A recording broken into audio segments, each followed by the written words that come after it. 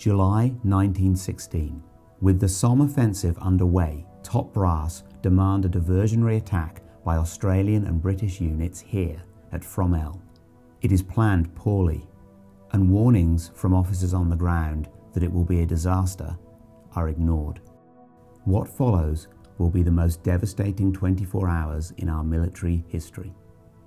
We are flying over the battleground. Below us is no man's land, a killing zone with little cover, dominated by German trenches and bunkers to our right. The Allied lines are to our left. There, Australian troops of the 5th Division, newly arrived on the Western Front, gather to launch their attack. This is VC Corner Australian Cemetery. A century ago, the Australian front line ran just to our left. Buried here are 410 Australians killed at Fromelles, whose bodies could not be identified. On this memorial wall are the names of 1,299 of our soldiers, slain in the battle, but with no known grave. Among them is Harry Moffat, a young lieutenant in the 53rd Battalion.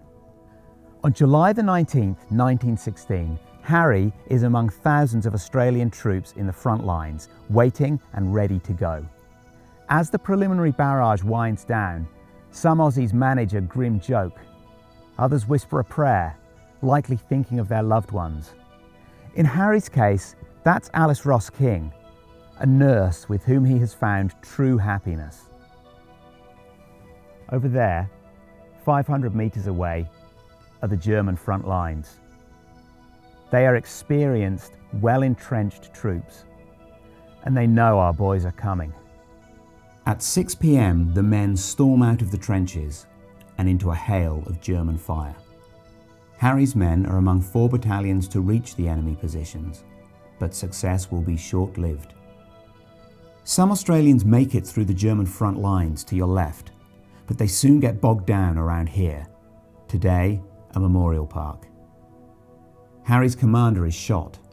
Calling for medics, Harry is hit seconds later, his body lost to the battlefield. Alice, nursing 250 kilometres away, learns of his fate, an experience to be shared by thousands of Australian women. As the Germans counterattack through the night, in ever-increasing numbers, the Australians are cut off.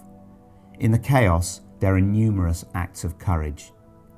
Men help their mates out any way they can, immortalised by this sculpture, Cobbers. By 5 a.m, the scale of disaster is clear. The men are ordered to withdraw. Brigadier General Harold Pompey Elliott breaks down as his shattered battalions limp in, sobbing, "Good God, what's happened to my brigade?"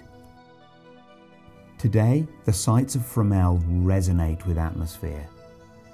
The battle comes alive inside the museum, with artefacts, displays, and more.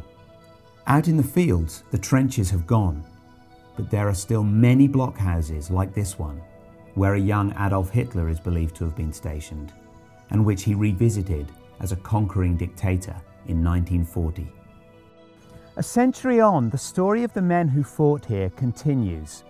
In 2009, the remains of 250 Australian and British soldiers were discovered here at Pheasant Wood, where they had been buried after the battle by the Germans.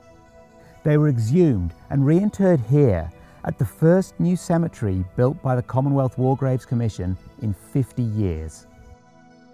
Many of these men have not yet been identified, but their sacrifice at Fromelles will never be forgotten.